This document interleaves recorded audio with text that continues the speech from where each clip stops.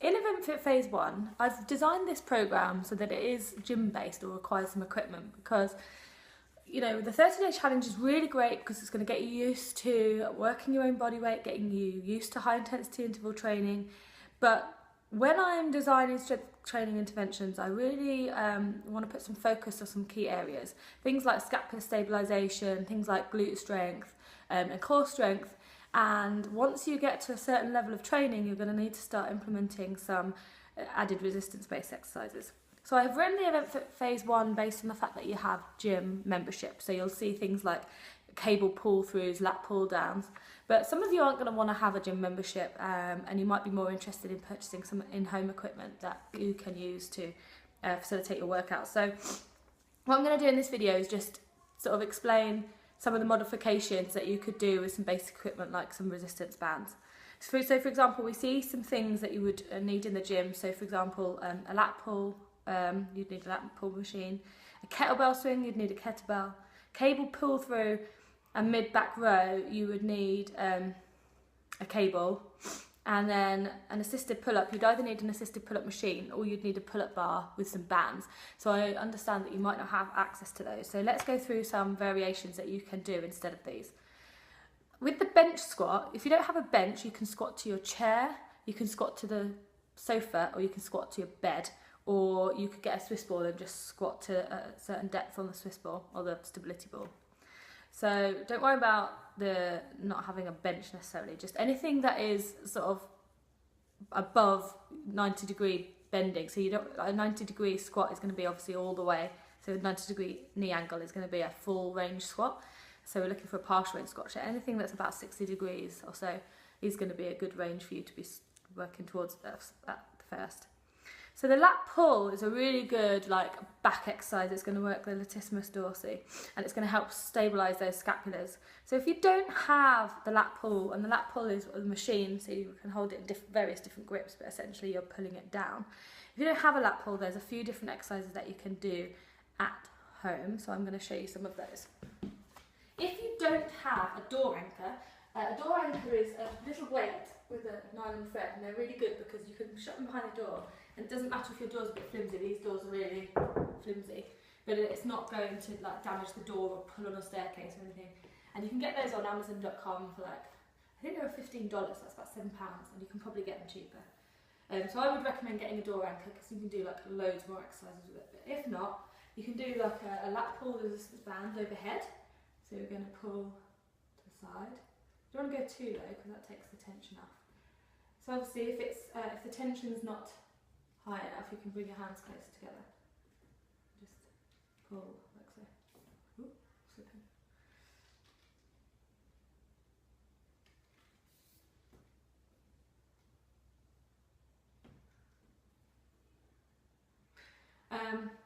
If you do have your door attachment, you can do a few different things. So you can do a straight arm cable pull down, like this. It works a slightly different bit of the lat, but essentially it's working the back, so that's fine. Or you could do, you need to make it short really, or you could do a single arm lat pull, like this. And you could do this on the cable in the gym as well.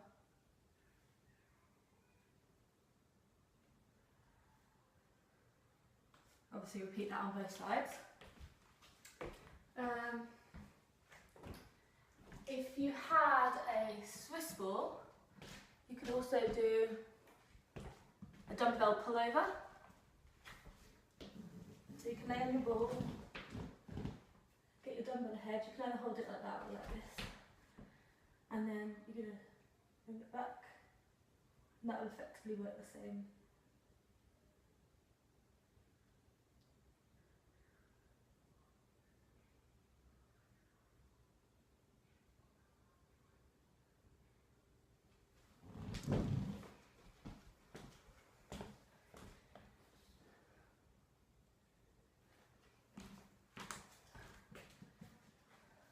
So if you don't have a kettlebell, you don't really want to go and buy one, you can, kettlebells are great, so if you can, add them to your at-home gym, I would. But if you can't, you can do the same exercise with the dumbbell. You need it to be relatively heavy to see the effect, but so you can do it probably single arm. You can do it double arm, but you're going to need quite a heavy dumbbell. So this would be a Russian swing, and then that would be full swing, and you could do single arm, alternate.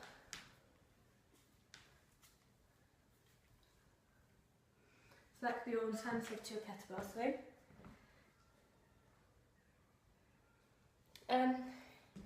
Cable pull through is, if you had a cable machine, you'd set the cable to the bottom, and you grab some handles, and then you would pull the cable through like this.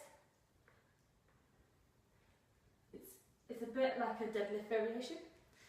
So what we could do instead, if you don't have a cable, you could do a Romanian deadlift with your dumbbells. So standing up straight, you want to think about the hips hinging backwards and bringing those weights straight down to the ground. So it's really just the hip that hinges here. All the weight should be on the heels, nice flat back, no rounding. Keep a nice neutral spine, keep the core engaged. So that would be one option. Another option would be to do a banded cable pull through. So you need your door attachment lower down.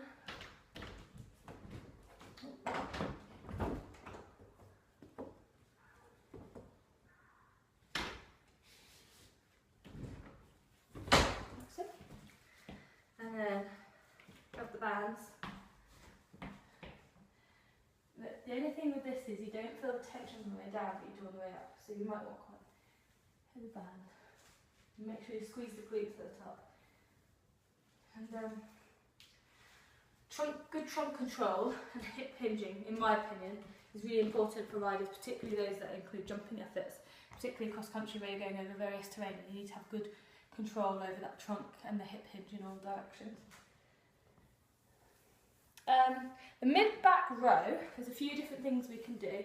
On the machine in the gym, you would put the cable right up high, and then you can do it with various different attachments, but essentially when you're hitting the mid-back, you want it to be up really high, and then you're going to bring the elbows in really close, regardless of what attachment that you have. So you could do like on the hand, close grip, overhand. So one option that you could do, which is still a pull exercise, is going to be any sort of bent over row really. So if you get your dumbbells, you could do bent over row instead. Inside.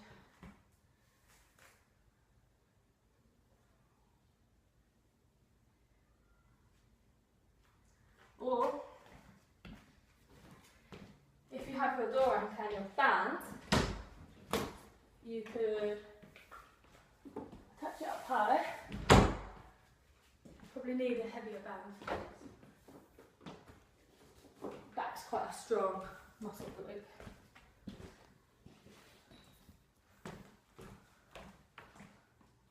For the pull anyway.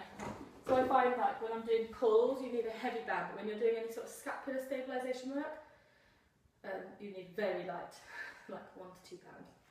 That's why having a big range of dumbbells or range of bands is always good, because you can adjust to exercise. So with the mid-back row, you're going to get your bands up as high as you can get them, and then you're going to sit down low using your feet as a bit of an anchor. The key thing here is that your back always stays straight, so you can come forwards and back, but what you don't want to do is be rounding, so you always want that back to be straight. So you want to feel a nice stretch in the back at the top, and then really pull it, really squeeze those scapulas together at the bottom, keeping those elbows really tight. And it's okay to lean back, because obviously if you're going to go heavy, you need a little bit of movement. You don't want to be using momentum like this though. You want it to be controlled, but it's okay to use those hips to hinge you.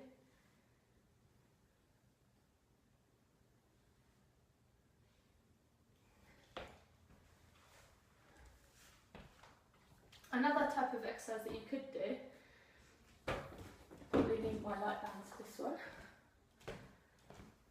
would be a face pull. It would work slightly higher up the back, but it's still going to be working the back, so it's still going to be effective. grab the handles a bit further way. Essentially in this exercise, you're going to be bringing those elbows. So you want the elbows to stay high. So it's a bit like, so I'm going to grab it further forward. So you want the elbows to stay high, and you're literally going to bring your hands to your face, keeping the elbows up high.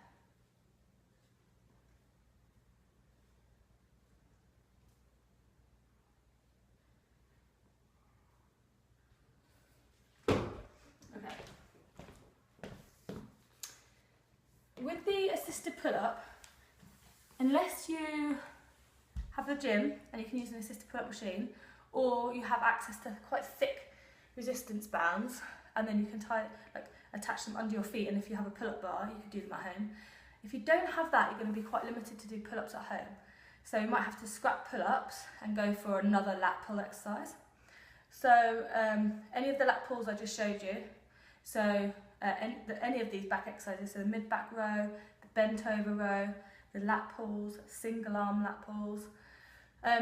And if you're not sure what to do, if you go onto your EventFit Club on Facebook, or email me, so you can tag me at EventFitters Club, or email me and just say, look, I haven't got access to the assisted pull-up, which exercise would be best? And then I can get back to you based on what modifications you've done throughout the programme.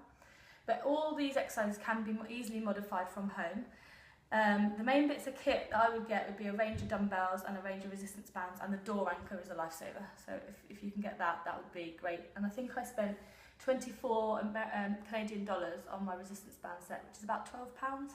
And you can attach them anywhere then, in stable door, on the yard at home. You could do it as a you could do it in your lorry, shut the door and do it in the lorry as a bit of a muscle activation exercise before you get on, a bit of mobility.